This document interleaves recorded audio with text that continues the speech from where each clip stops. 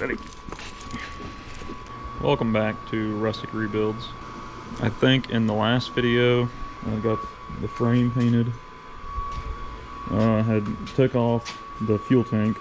I ran out of storage on my phone, so that's why I did not keep recording, and then I kind of lost motivation to keep videoing. So I did a couple things off camera. I got a GoPro now, so I'm going to see how that works. It's all new to me, but I'll kind of show you what I have done now. New fuel tank. The other one had rusted out right here behind the strap, so I got that on. Nothing in it. I need to put fuel in it. Put the shocks back on. I had them off so I could paint it. Oh, what's wrong? What's it doing? And inside, I forget where I was on the inside. I don't think I had the new floor in, but this is a insert, is what they call it, or a drop-in floor pan, I think. So I kind of fixed all the rust on the floor, painted it a couple times, and sealed up all the seams with caulking, and then I put this floor in and welded it all in.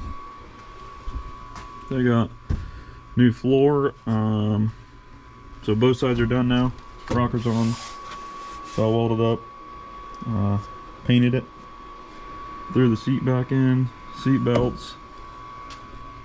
That steering wheel, I'm not sure, it's super close to the seat, so when you slide in, there's hardly enough room for your leg to go under.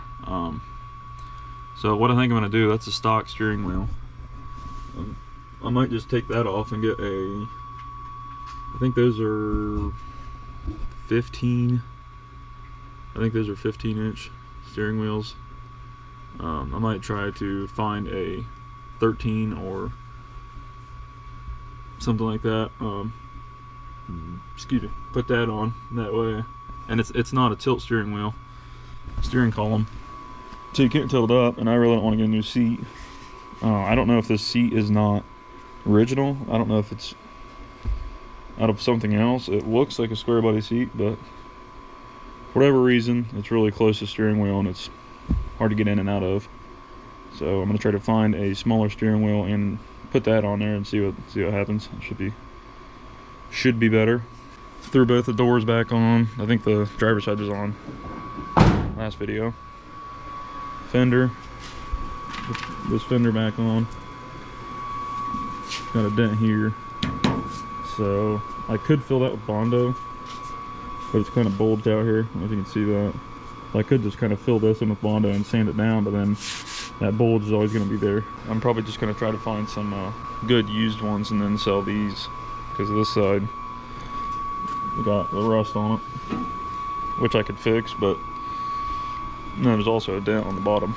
So, but this video, I think I'm going to try to weld up the exhaust, at least for the start of it. I took the old exhaust off, and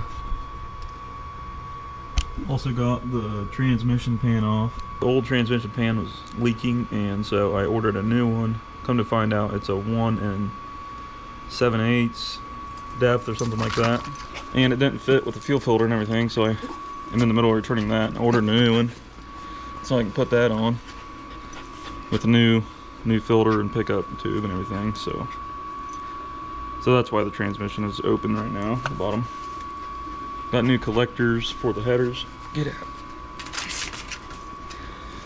And so I ordered an exhaust kit. I think it's 2 and something. I think it's 2 1/4 exhaust kit. I'm gonna get that on there. Get out of here. Can you put Tucker back or something? Okay, so back to what I was saying. I got that one kind of shoved up there. I'm gonna try to weld it around to the collector and then to the pipe.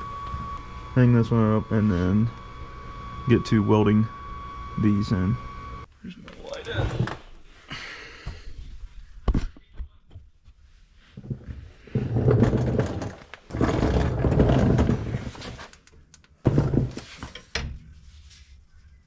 you can kind of see a little better what's going on here.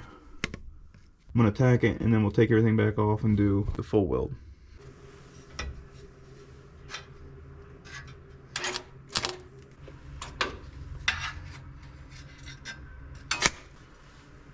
All I need is to hold, take it out, and then do a full weld. Let's take them out.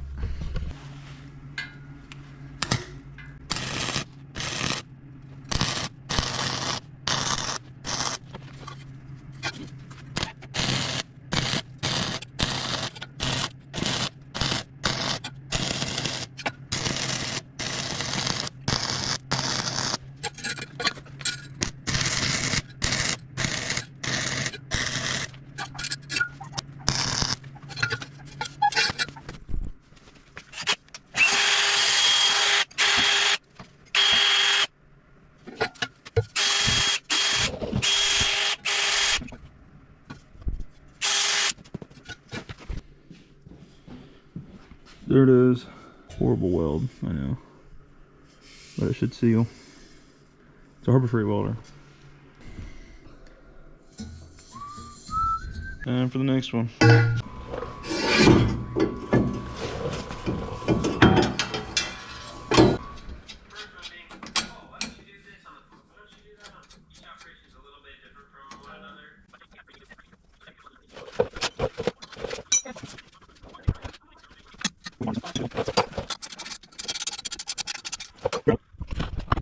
Come all the way out here, have a straight shot through to this hanger. This is an old one, I might use it, might replace it. Same with this one. Through here, down here, old hanger. And then the kit that I got exits out the side, so it's a dual, and then out each side. Got some new Summit gaskets. Looking at these now, I should probably clean this up so it seals better.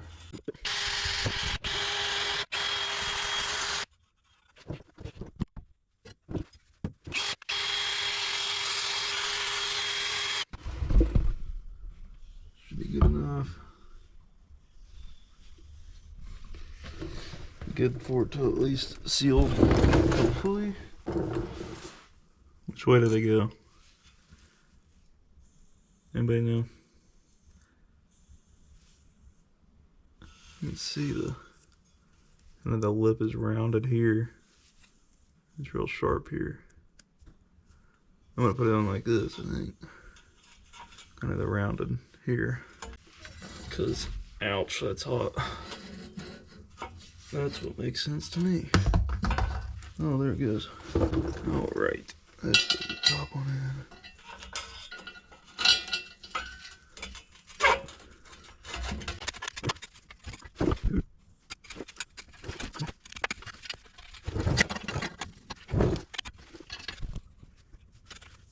Oh, I got something in my eye.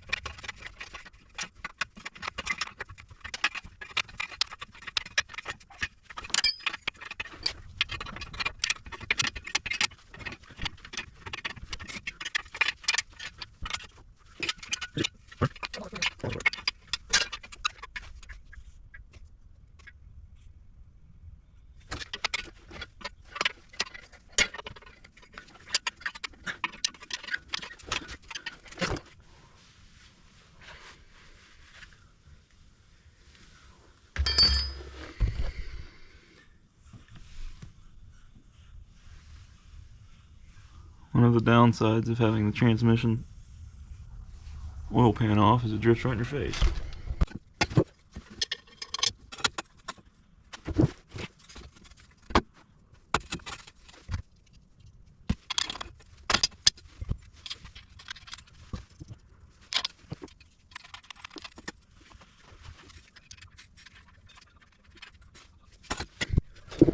when you tighten these up, you want to make sure you go in a star pattern, like one across from the other. That way it seals correctly. I'm joking, there's 3 bolts, it doesn't matter. What does matter is if this is rotated correctly. That's all tightened down. Come back here. This is the hanger. This is the pipe.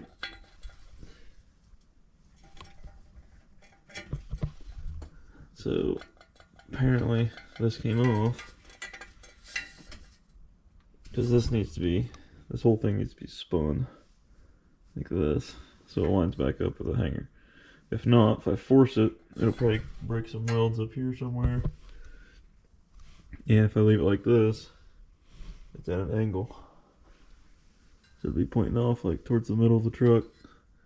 So I got to loosen these up again. And my GoPro's about ready to die.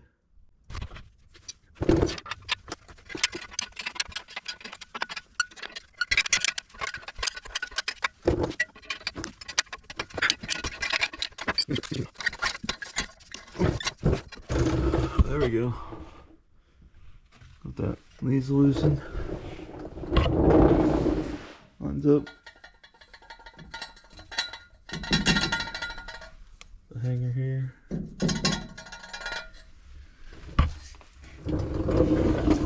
Now to tighten it back up.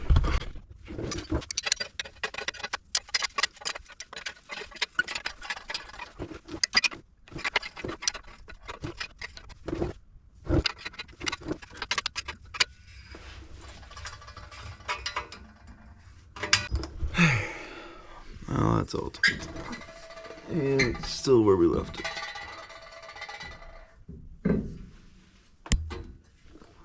Sweet. Now to do the other side. Tighten these up. Make sure it's clocked right. Hitting the transfer case. No, I think it's gonna do it for this video because this battery's about dead. So I'll finish this up. Next video will probably be either putting the new transmission pan on or finishing the exhaust or both. So thanks for watching. If you haven't already, subscribe and like.